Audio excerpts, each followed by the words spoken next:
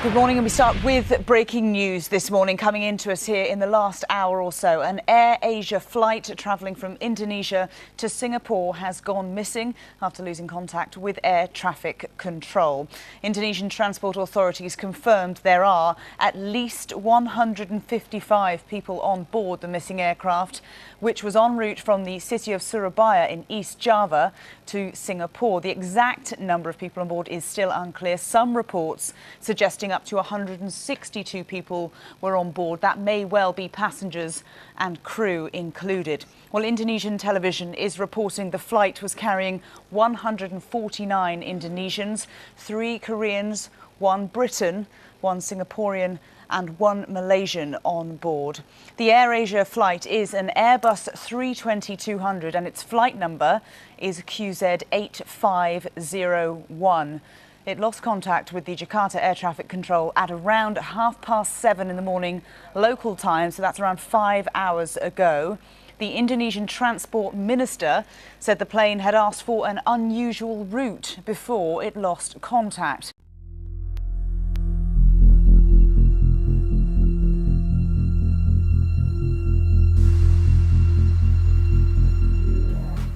Before we get started, check out our sponsor, OutdoorLegacyGear.com. That's OutdoorLegacyGear.com. Check out all their emergency supplies, bags and packs, shooting accessories, and survival gear at OutdoorLegacyGear.com. Click the link below right now. Support them and support AMTV. Hey everybody, I'm Christopher Green. You're tuning into AMTV, Alternative Media Television. It is Sunday, and as I was just enjoying my holiday break last night, I read via Twitter stream and an alert that I got from CNN, the mainstream bullshit media, that a new flight, 8501 AirAsia, the third plane from the Malaysian region that has disappeared and or been allegedly shot down in the last 12 months. And as I had mashed potatoes, leftovers, and honey-baked sweet ham in between my teeth, I couldn't help but think to myself, really? Am I really going to have to report on this tomorrow? And the truth of the matter is, yes, because again, this is the third Malaysian-related flight that has either mysteriously disappeared, couldn't and can't be found, as is the case with MH370 even months and months after this multi-million dollar, tens of million dollar search in the Indian Ocean. This is now the third plane, in addition to MH370, MH17 that was allegedly shot down by Russia. My honest to God first instincts on this AirAsia flight is that it's a red herring. It is a red herring to distract the American people and those in the international community from the real conspiracy that makes up the missing flight, Malaysian flight MH370, which, remember, veered dramatically off course and then just disappeared. And there's not a shred of evidence in the Indian Ocean to prove that it actually crashed. Even the former Prime Minister of Malaysia, the equivalent of the President of the United States, the leader of a country, the former Prime Minister of Malaysia has even accused the CIA of a gross cover-up of the disappearance of flight MH370. You see, airplanes don't just disappear off a radar. And think about this for a minute. How is it possible that after flight MH370 and MH17, for example, when they should have increased security and should have increased the technology surrounding their ability to track these planes, could a third plane mysteriously disappear? AirAsia. Also, which brings probable cause to maybe a conspiracy theory here, is that those on board the plane, members of the crew, asked to change the route to elevate their altitude moments before what some say the plane either disappeared or crashed as it was flying over the Java Sea. There were supposedly severe thunderstorms in the area, which could, again, link it to just a general act of God that brought down the plane.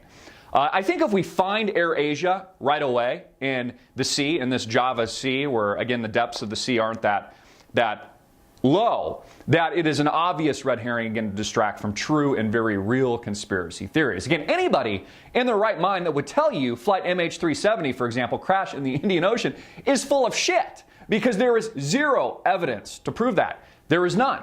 You know, I always find it interesting how people will say that it's a conspiracy theory, that MH370, that somehow a government or a rogue nation or a terrorist organization is behind that the plane was hijacked, even though the official narrative has no evidence to back down that the plane actually crashed. There is zero. And remember, it veered dramatically off course. We also had the case of flight MH370, which the U.S. government in the West, which has motive to do so, accused Russia and Russian rebels shooting it down over the Ukraine. I actually think that was a false flag aimed at framing Russia to justify U.S. intervention in the Ukraine. Of course, many of you that are aware of this, we are engaged in a new Cold War with Mother Russia and the vodka-drinking bear that makes up the Putin government. But AirAsia is also extremely mysterious. I think what's happening here, and again, I think this particular story is a red herring, but with these other planes like MH370, I think that they were hijacked. That's what the data, the information leads us to believe. I think that it could either be the pilots on board the planes that were behind and somehow in on this, maybe working with a foreign government or a rogue state or a terrorist group, or it's a remote hijacking via computer, which I also think is very likely. It could be one of these groups, terrorist organizations or a rogue nation, for example, testing this new technology plane by plane. They do it with MH370. They do it potentially with MH17. Again, why was it flying over the Ukraine at that given moment in time? They potentially could have done it here with AirAsia. They could also be stockpiling these planes for a future September 11th style terror attack, which I always find funny. People say that's a conspiracy theory, but if you actually buy off on the official narrative of September 11, 2001, then you refute your own narrative if you don't admit they could be stockpiling these planes and potentially equipping them with a nuclear warhead of some kind and then ramming them into an American city. You see, the U.S. federal government in the West actually has more motive than a rogue nation like Russia, CNN will make you believe, to down these planes. Again, the U.S. had motive to bring down MH17, to shoot it down with a missile to frame Russia, to use it as a false flag event, and a reason for escalations in the Ukraine, where we are presently at war, again, with Russia and the Russian governments. Why oil prices have been artificially manipulated to new lows. We're hitting in the 50s in crude oil. It's why the dollar is strengthening artificially due to all of this manipulation in commodities and currency markets, because we are at war. I said that there would be a technological attack, and there very likely has been, again, with this missing flight AirAsia.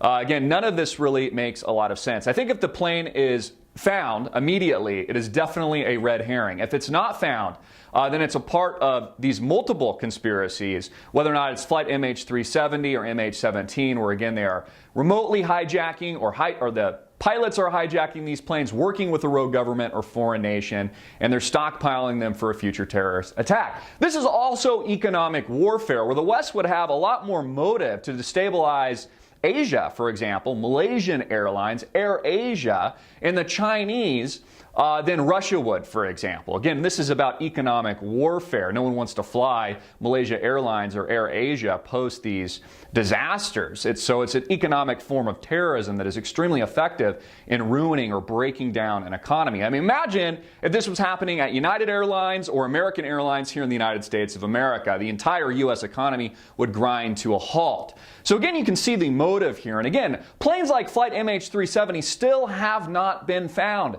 There is zero evidence to prove that it crashed. MH17 is also a major conspiracy theory, where some say that Russia shot it down, Russian rebels. What I think is far more likely is that it was a framing by the United States federal government, a false flag to justify intervention in the Ukraine and the U.S.-backed Western coup of the Yanukovych government, which has already successfully taken place and toppled the Ukraine people. All of this we are, of course, seeing also in the Middle East right now with the destabilization, the planned destabilization of Bashar al-Assad's government in Syria. That's why there's been an orchestration of the new boogeyman, ISIS, which many of you had never even heard of 6 months ago, but suddenly comes out of nowhere after the President of the United States mysteriously killed the former Durka boogeyman, Osama bin Laden. See, there's always somebody that you need to fear. I mean, hey, who knows? According to the U.S. government, maybe it's ISIS hijacking these planes. Maybe it's the guys committing the beheadings, other false flag terrorist attacks that, of course, justified public opinion and moving the polls in favor of Obama's continuation of the wars in both Syria and Iraq, of which he is bombing the shit out of at this very moment. Again, AirAsia flight, I think, very likely a red herring, if it is especially found immediately. If it's not, this is just compiling and compounding the conspiracy theories and the likelihood that these planes were hijacked. And again, that is where the evidence more than likely points to. I'm Christopher Green. Get this video out everywhere, make it viral, hard-hitting it in your face, and click the link below to support our sponsor.